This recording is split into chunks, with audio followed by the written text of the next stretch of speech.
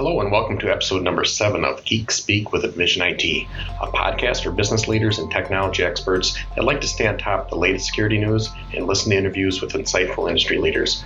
I'm Bill Crane, Chief Stakeholder Architect and CTO at Envision IT. Let's get started. I'd like to welcome Bo Smith back. He's the Chief Stakeholder Strategist and CEO here at Envision. Good morning, Bo. Morning, Bill. Today, I think we wanted to talk a little bit about security and in particular, how the bad people are getting into networks. We see a lot of our customers doing some of the right things where they're implementing the proper tools and procedures, yet we see other customers where they think they're doing the right things too, yet the bad people are getting into their network. So I think we want to talk a little bit about how that's happening and then, what are they doing once they're in the network? Yeah. So I think the answer to the first question is, how is that happening? It's usually coming in via phishing attacks or via email. So, and these things are getting incredibly sophisticated. I get on the first or second of every month a spreadsheet from OneDrive showing our financials, quote unquote. Right. And despite reporting it every month, I get it every month. So they're very, very careful who they're targeting, what type of information they're targeting it with, and a lot of times people will click on that. And so what we do here is we do a handful of technologies, one for trainings, basically simulate these things, and then if people catch on, that says, hey, you were caught, and then provides a little training, and then provides Bill actually with a report every month saying who clicked on it. Yep. Yeah, we found that's pretty effective too. And that coupled with ongoing training has been very good.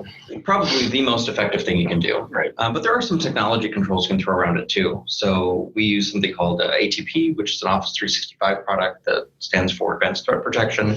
It rewrites the URLs, it executes attachments in a sandbox and looks for any nefarious activities in there. And then there's also a tool called ZAP from Microsoft, which stands for Zero Hour Auto Purge. So in the event that a phishing email gets in and it wasn't caught originally, it'll actually go and look for those that have already been delivered and pull them out of the mailbox automatically. That's amazing. Yeah. So email hygiene is one of the best things you can do to prevent these things from getting in. But inevitably, they do get in. Someone clicks on something accidentally. I have been caught in the past one time. So it does happen. Just you get caught in the wrong moment. Yeah, and these phishing attacks are no longer, in the past it was really obvious. They are so well targeted now. It's pretty easy to get caught. Yeah. So once they get in and they compromise the system, they'll often execute, a macro in Word. So it's fileless. So a lot of traditional antivirus detections won't actually capture it. And they'll use tool sets like TrickBot or Emotet to get in and compromise the system. And from there, that's where the damage starts to occur. Because even if you're not an administrator on the system that was compromised, the last 25 logins are cached, including what's called the hash of the password. So passwords aren't stored in plain text, they're hashed and they're stored there, and the last 25 are stored. So if an administrator had ever logged in, usually on most systems, they can actually take that hash out of memory or out of the LSASS service. And essentially they use what's called the pass the hash attack. Pass the hash is they take that hash and they just forward that exactly as the credential to gain elevated access to a system. So I think a lot of people think that you need to actually brute force a password or compromise a password, or the phishing attack requires that an administrator enter their password into a phishing website. And that's not true. As long as an administrator has ever logged into a compromised system, they can leverage those credentials and move laterally through the network.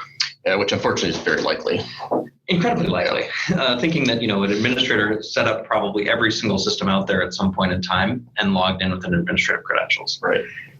So there's a couple of things that you can do to try to prevent that. So one thing that we see a lot of people doing is using separate accounts for domain administrative access versus server administration versus workstation administration versus their standard account. So we'll see some companies with 4 accounts for administrators to try to segment that. You can actually disable the NTLM, which is the authentication protocol that is compromised and pass the hash attacks. There's something called NTLM v2 that's been around for a while. You can force that across the network, which actually has a timestamp, so you can't reuse a credential many hours later using the same hash. And then the important thing there is to also segment your network. So making sure that where your users are is different than where your servers are, and only necessary communications for the applications themselves are passed between those two zones. Yeah. I think years and years ago, we kind of had that design around firewalling your servers. And it was a real challenge. So people went away from that. But I think it's kind of back to where we need to think about that again. Yeah, absolutely. It is a lot harder to do all of this, right? Keeping 4 accounts, especially if you've got multi-factor authentication on all of them, which some companies require. It really can be a difficult thing for IT administrators. But compromises are significantly harder. So we recommend them in every case. Yeah. It makes it tough on the bad people as well. So that's probably well worth it. Yeah. And if you look at what these attacks are really coming down to today, it's ransomware. So these are companies that are trying to, extort money from other companies, or advanced persistent threats that are extorting money. If you make that incredibly difficult for them, the ROI just isn't there. So they're looking for easy targets, not really difficult ones. Yeah, they'll move on, get someone else that's easy to compromise. Right. There's lots of them out there. Yeah, unfortunately. All right. Well, that is great information, Bo. Thanks for joining. Thank you. All right. Thanks to all of you for joining today. If you have questions or any future topics you'd like us to cover, please be sure to connect with us via the link in the show notes. And if you enjoyed today's episode, be sure to subscribe for free on whatever platform you listen to your podcast. We'll see you next time on Geek Speak with Envision IT.